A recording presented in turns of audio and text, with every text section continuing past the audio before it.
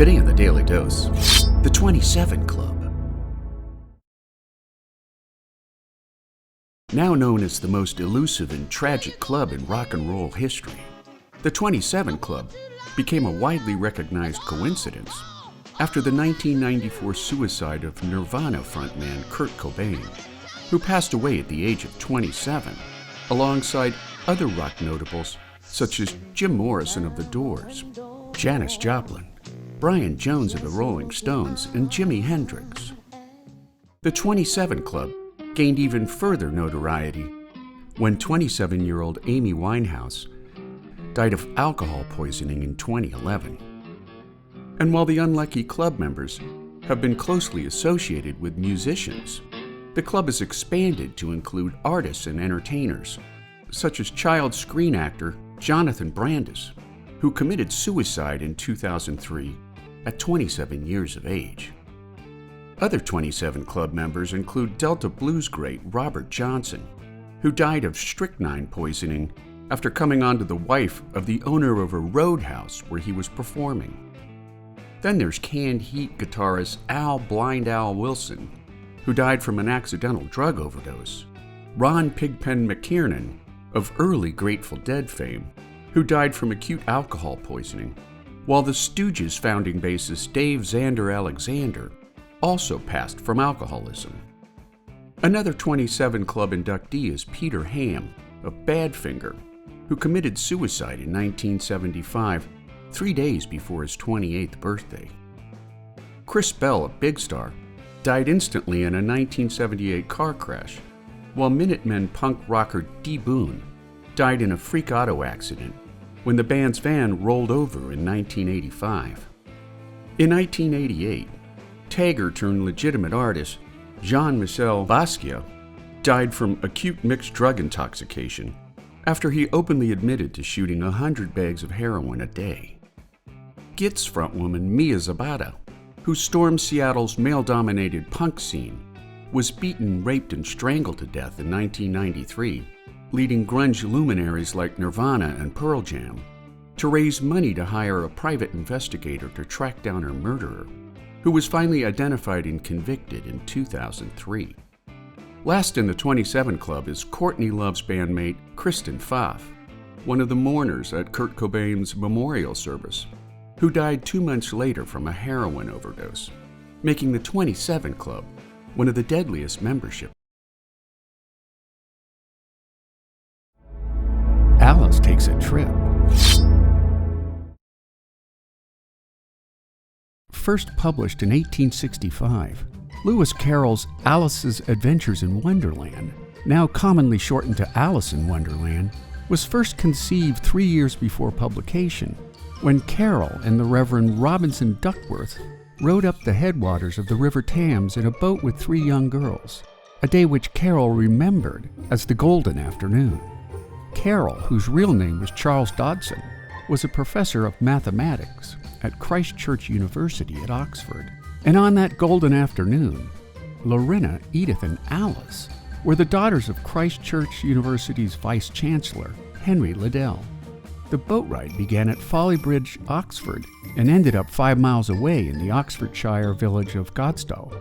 Along the way, Carroll made up a story for the girls about a bored little girl named Alice who falls through a rabbit hole into a subterranean fantasy world populated by peculiar anthropomorphic creatures. All 3 girls became transfixed by the story, prompting Alice Liddell to ask that Carroll write it all down for her. Since its first publication, Alice in Wonderland has risen in stature to become one of the best-known and most popular works of English-language fiction, while its narrative, structure, characters, and imagery have been enormously influential in popular culture and literature, especially the fantasy genre. The work has never fallen out of print and has been translated into at least 97 languages. Character allusions are manifold, including Alice Liddell as herself, while Carroll is characterized as the Dodo, because Dodson frequently stuttered when he spoke, which made him pronounce his last name as Dodo Dotson. Symbolism provides another rich landscape in the story, since most of the book's adventures may have been influenced by people, situations, and buildings in Oxford, and at Christ Church in particular. For example, the rabbit hole symbolized the actual stairs in the back of Christ Church's main hall, while a carving of a griffin and a rabbit were pulled directly from Ripon Cathedral, where Carol's father was a canon. The book also makes many references to mathematics, which at the time of publication made the book a scathing satire on new modern mathematics that was just emerging in the mid-19th century.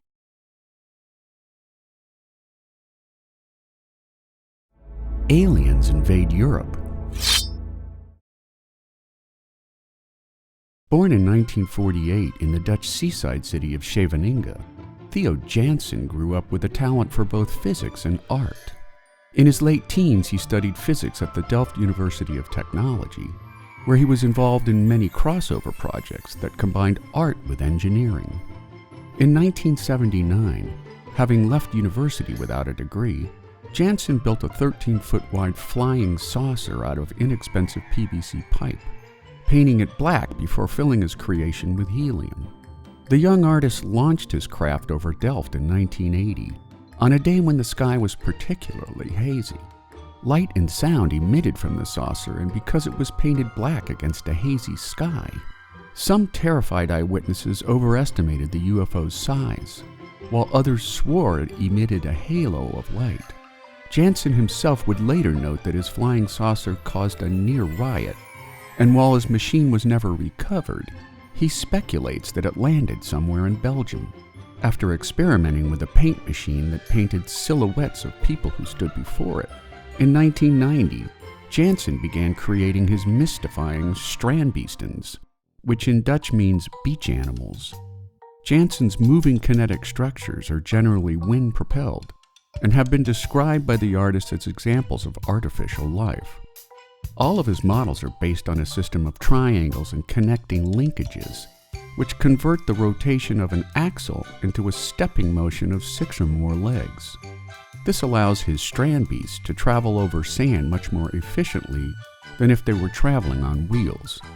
With the assistance of evolutionary computation techniques, Jansen has merged engineering principles into his art, making skeletons that are able to walk on the wind. Over time, his skeletons have become increasingly adept at surviving elements such as storms and water, and eventually he wants to put his animals out in herds on the beaches so that they can live their own independent lives. And to make his beach animals even more self-aware, many of his creations can detect when they enter the surf, allowing them to redirect their course back onto dry land.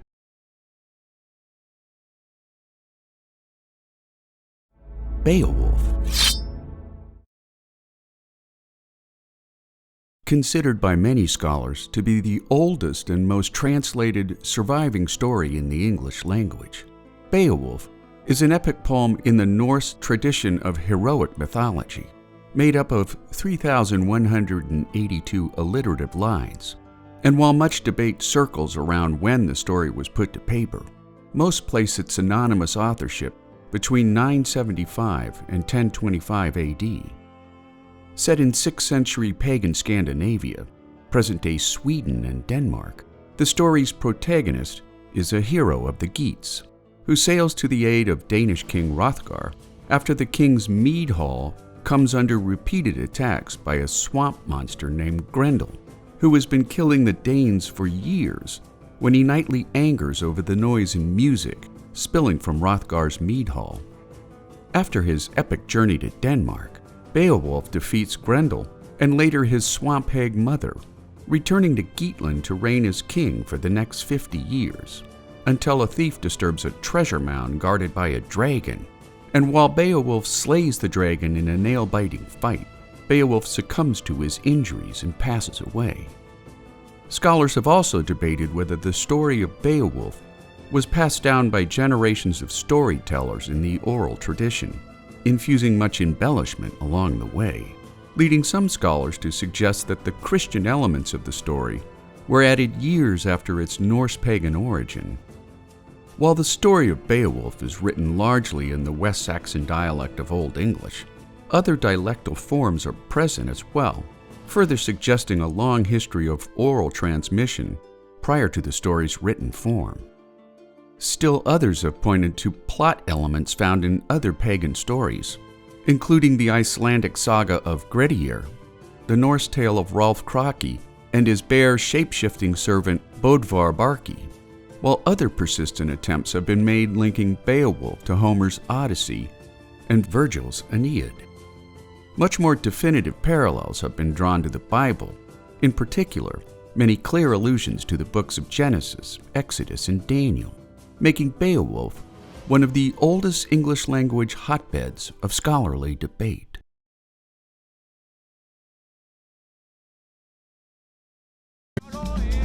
Bamba Puertorriqueña.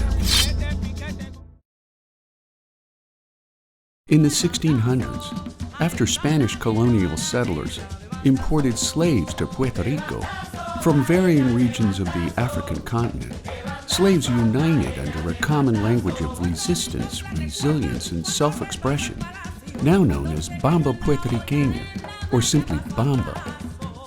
The oldest genre of the Afro-Puertorriqueña musical tradition, percussionists and dancers came together to sing and dance traditional resistance bambas with lyrics that translated to such rhythmic stanzas as "Field I live in sadness, every day I suffer more.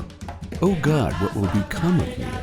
If I don't dance the bamba, I'm going to die." Considered a dialogue between drummers and dancers, when plantation owners recognized the music's protest and lament, bambas were quickly repressed, surviving thanks to early maroon settlements, which were made up of freed or escaped slaves who lived side by side with indigenous people of the Caribbean. In the Bate, or sugar workers' town during colonial days, bambas took place in a dedicated dance area, where the drummers would score sounds for the steps of the dancer, who in turn challenged the drummers by performing a rhythmic dialogue of dance steps and motions, while a singer created lamenting lyrics that gave bamba its unique form of protest. During a bamba performance, audiences frequently shouted "speak" from the sidelines, offering vocal encouragement to stiff yet rhythmic male dancers in traditional white hats, while female dancers known as bailadores performed with more feminine flowing motions, generally dressed in a white skirt with a petticoat. Today, bambas are still performed on a weekly basis in the La Perla neighborhood of Old San Juan, Luisa, Santurce, Mayaguez, Ponce, and some parts of the U.S. mainland, generally comprised of 4 instruments: a gua, a maraca, the bulidor drum, and the subidor drum, although many bambas have morphed into large groups of syncopated drum lines. Each bamba is a unique spectacle of flowing skirts, expressive dance, and complex percussion performances, allowing participants to converse with words, rhythm, and dance in a timeless ancestral language. Children frequently join the dance while holding hands, making the Bamba Puertorriqueña an integral part of Puerto Rico's national heritage.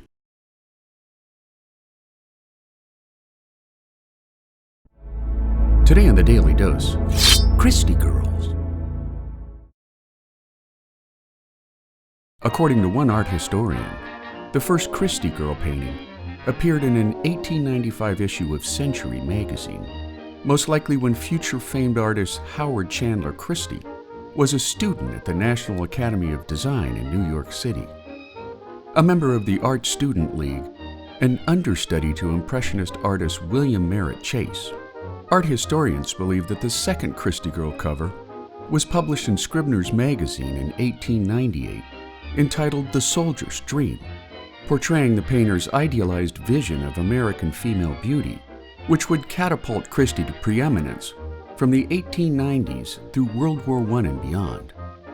Like the Gibson Girl before him, Christie began producing posters and magazine covers that bestilled the hearts of young men, while instructing young women about the desirability of aristocratic high breeding and feminine daintiness.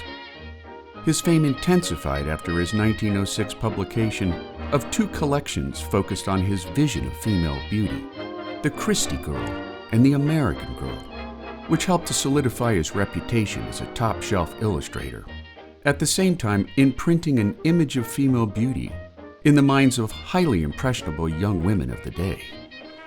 After the outbreak of World War I, Christie was inundated with commissions by the U.S. government for PR posters, which urged Americans to buy war bonds, while others encouraged Americans to join the Red Cross, the Navy, and the Marines, not to mention a number of civilian volunteer organizations designed to lend aid and support to a war-torn European continent. Among his most popular posters were The Spirit of America, Gee, I Wish I Were a Man, and Fighter by Bonds.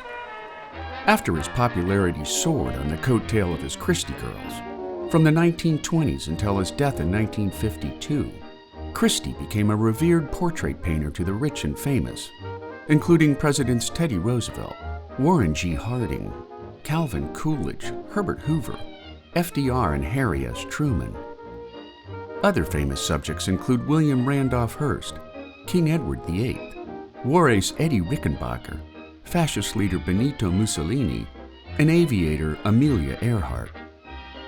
He also painted the now famous signing of the U.S. Constitution, inspiring Time magazine to name Howard Chandler Christie the most commercially successful artist in America, making Christie Girls a bygone representation of idealized female beauty during the First